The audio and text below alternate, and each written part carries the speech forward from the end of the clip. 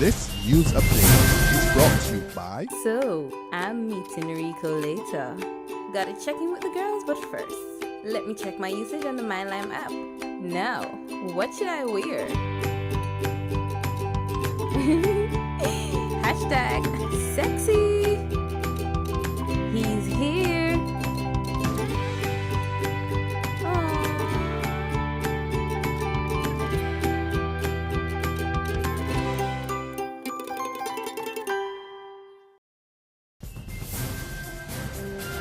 This is the Barbados Today evening update for Tuesday, July 7th. Thank you for joining us. I am Mary Claire Williams.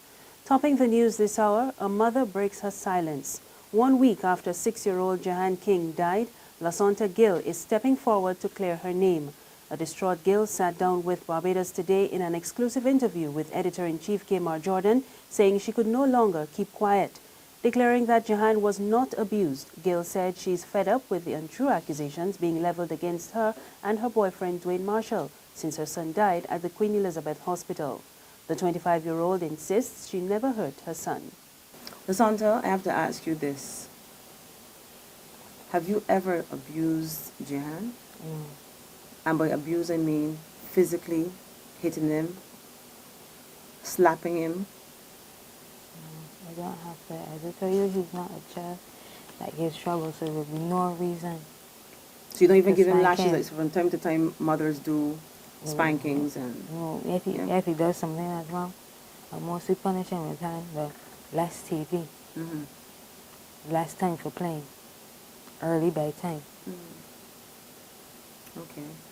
And the same thing, you can swear for your... Because the other thing, you are aware that people have been saying that you are responsible for Jahan's death. You're aware of that. Yeah. And you know, people are also saying that either you or your partner had a hand in abusing this child. So you're saying not you. Can you also vouch for your partner not abusing Jahan? Not to my knowledge. Not to your knowledge. So you never saw your son, Never saw him. you never saw anything? Never saw him abusing, nothing like that. And Jahan never complained to Never you, mommy? complained about. Never. And you never said to Jahan, don't repeat that this happened at home, anything like that? Nothing. Yeah? An autopsy was conducted today to determine the cause of death, but no details have been released. Police are now awaiting the pathologist's report. And you can be sure to check this evening's e-paper for a full report on this story. And tomorrow you can watch a special report on www.facebook.com/Barbados Today or barbadostoday.bb. Meanwhile, the Child Care Board also spoke with Barbados Today about Jahan's death and allegations of abuse. Board Chairman Kenneth Knight said the child was examined by a physician who stated that bruises around his eye were the results of allergies and there were no visible traumatic wounds. He added that the board monitored the case, but it was not until May that the child reportedly had a broken hand, which he said was sustained after falling from a bus.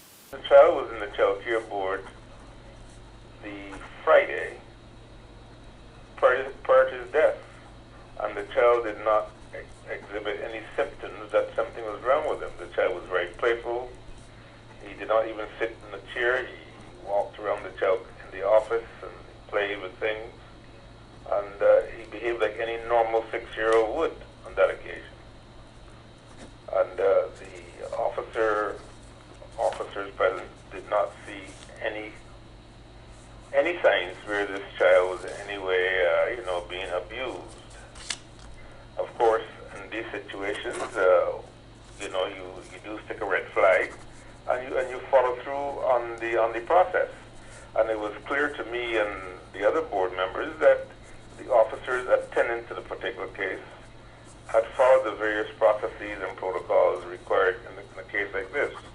As you can appreciate, the child care officers, their part is not there of a policeman. They're there to keep families together, to get the depth of the problem.